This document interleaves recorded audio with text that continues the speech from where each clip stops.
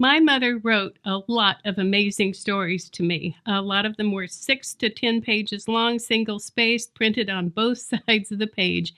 And this one is one of my very favorites. And I imagine that the morning she wrote it, she would have been standing in her kitchen. And she would have been wearing her apron, because she always wore her apron, because if you wear an apron, you don't get your clothes dirty, you don't have to wash them as often, and they don't wear out. And she would have been standing there looking out the kitchen window at the cow lot. Fortunately, there were no longer cows, but just weeds grown up around it. And it wasn't a beautiful sight. And I can see her standing at the sink and washing the dishes and then slamming them into the drainer. And at some point, she would have realized she had two choices. She could either stand there and explode, or she could go to her word processor and she could write to me about what she was feeling. And so this is what she had to say. Dear Elaine, I am so upset over the advice that is being given to people today about doing your own thing and to hell with everybody else. And I think that's one of the reasons there are so many divorces and so much unhappiness in the world right now. And I think Dr. Wayne Dyer had a lot to do with it when he wrote this book, Your Erroneous Zones. I bought this book and I started reading it, and I just got so angry and up on my high horse, I just had to put it down. I couldn't even finish it. There were two things that upset me about that book. And the first thing is, I don't think Dr. Dyer understands that there are two genders. Seems to me he's only aware of the male. And then the other thing is he just keeps pounding away at this idea that a person should do whatever he wants to do. He wants to do. Well, as an old lady, I am here to tell anyone who will listen that life is not made up of doing what you want to do.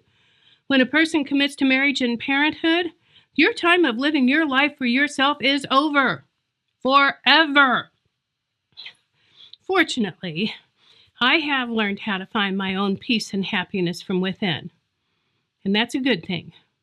Because to tell you the truth, I can't think of anything that is all that exciting about getting up in the morning and fixing breakfast and then doing the dishes and starting a load of laundry and doing housework and helping your father, and then going back and fixing lunch and doing the dishes and doing more laundry and more housework and more caring for your father. For me, an exciting day might consist of having an interesting telephone conversation, or possibly running into somebody I know in the grocery store or even on the street. And for this, I should take vitamins. I should eat right and exercise so I can prolong this wonderful life experience? Oh, no. Give me a break. No, my joy in life comes from learning and growing mentally and spiritually. And here's the thing that I've discovered about having my own peace and happiness from within.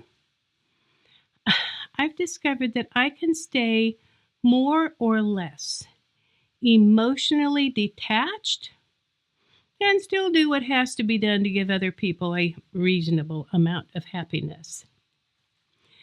So I believe my mother's detached attitude was actually the secret to her survival.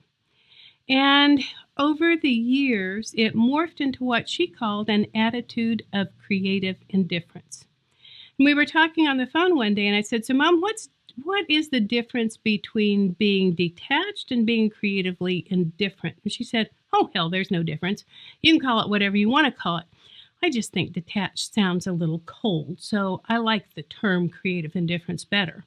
But what it means is not allowing yourself to become emotionally ravaged by the disease or the progression of events.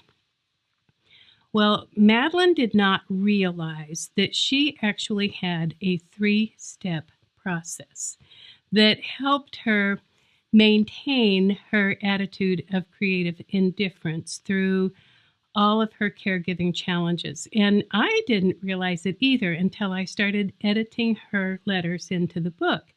And then I could see that there was clearly this pattern. So the first step is to become aware. Lots of ways to do this. You can think through it, you can talk to others, but I think the most powerful way to become aware of what's really causing you stress is to sit down and write about it. Now, the second step is acceptance, and this is the hardest thing any of us as caregivers have to do, because we have to accept that what we had in the past is over. What we had hoped to be doing at this point in our lives is no longer possible. And what we had planned for the future is a dream that's gone, and that's hard. And then the third step is action.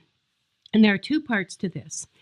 If you can identify a problem over which you have some power, authority, or control, it's something that you can fix, awesome. Make a plan, fix it, and move on. But more often than not, as a caregiver, you are going to come up against situations for which there is no solution.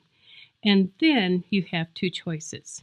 You can either obsess over it and let it wake you up multiple times at night, or you can choose to release your attitude toward it. So we're going to be going into this in depth, and we're going to be practicing it as we go forward. But for now, what I would like for you to remember is when you come up against something that is really, really challenging for you and making you upset, think about, first of all, be aware of it. Name it, write it down. Second of all, accept that there are many, many things over which you will never have any control. And then third is action. Identify if it is something that you can fix. If so, fix it. If not, think about how you can release your emotional attachment to it.